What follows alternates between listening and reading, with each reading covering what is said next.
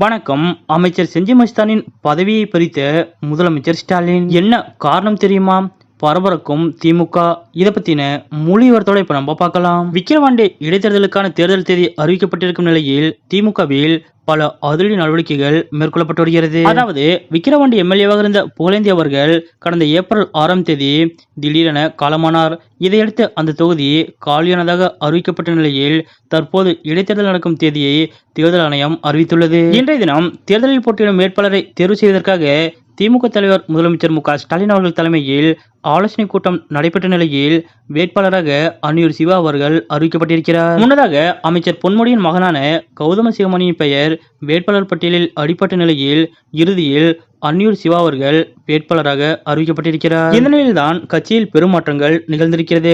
அதாவது புகழேந்தி அவர்கள் தெற்கு மாவட்ட செயலாளராக இருந்த நிலையில் அவரது மறைவு காரணமாக மாவட்ட பொறுப்பாளராக அமைச்சர் பொன்முடியின் மகனான கௌதம சிவமணி அவர்கள் நியமனம் செய்யப்பட்டிருக்கிறார். அதே நேரத்தில் வடக்கு மாவட்ட பொறுப்பில் இருந்த செஞ்சி மஸ்தான் அவர்கள் நீக்கப்பட்டு அவருக்கு பதிலாக பொறுப்பாளராக பா. சேகர் அவர்கள் நியமனம் செய்யப்பட்டிருக்கிறார். இந்த விவகாரம் விழுப்புரம் மட்டுமல்லாது தமிழக அளவில் தற்போது பேசுபொருளாக மாறியுள்ளது. இதற்கு பின்னால் பல்வேறு காரணங்கள் இருப்பதாக திமுக வட்டாரங்கள் தெரிவிக்கின்றன. அதாவது ஒருங்கிணைந்த விழுப்புரம் மாவட்டத்தில் பல ஆண்டு காலம் கொடிகட்டி பறந்த பொன்முடி அவர்கள் இறுதியாக மாவட்டம் இரண்டாக பிரிக்கப்பட்ட பிறகு மத்திய மாவட்ட செயலாளராக பதவி வகித்து வந்தார். பின்னர் 2020ஆம் ஆண்டு அவர் திமுகவின் துணை பொதுச் செயலாளராக நியமனம் செய்யப்பட்டதை அடுத்து அவரது பொறுப்பிற்கு புகழேந்தி எம்எல்ஏ அவர்கள் வந்தார். அதனைத் தொடர்ந்து 2022ஆம் ஆண்டு தெற்கு வடக்கு என மாவட்டம் இரண்டாக பிரிக்கப்பட்டது. அப்போது வடக்கு மாவட்ட செயலாளராக செஞ்சி மஸ்தான் அவர்களும் தெற்கு மாவட்ட செயலாளராக புகழேந்தியும் நியமிக்கப்பட்டனர். அப்போதிலிருந்தே பொன்முடி தரப்பிற்கும் செஞ்சி மஸ்தான் தரப்பிற்கும் இடையே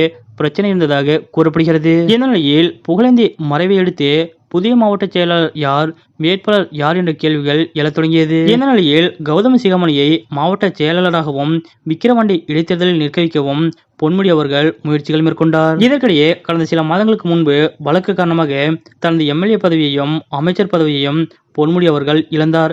இதையடுத்து சில நாட்கள் கட்சி நிகழ்ச்சிகளில் கலந்து கொள்ளாமல் வீட்டிலேயே இருந்தார். அப்போது பொன்முடியின் தெற்கு மாவட்டத்தில் நடந்த சில நிகழ்ச்சிகளில் செஞ்சி மஸ்தான் அவர்கள் கலந்து கொண்டதாக கூறப்படுகிறது.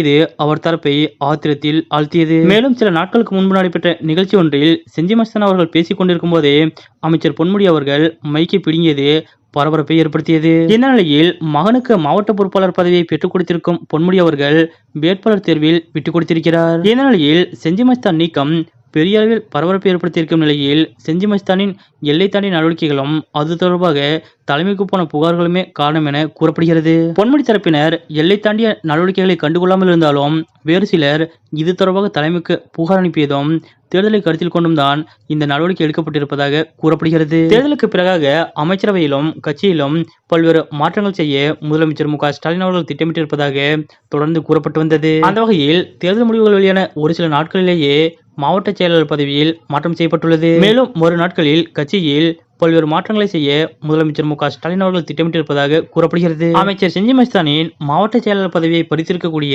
முதலமைச்சர் மு.க. ஸ்டாலின் அவர்களது இந்த செயல் பற்றிய உங்களுடைய கருத்துக்கள் என்ன அப்படிங்கறத மறக்காம கமெண்ட்ல குறிப்பிடுங்க.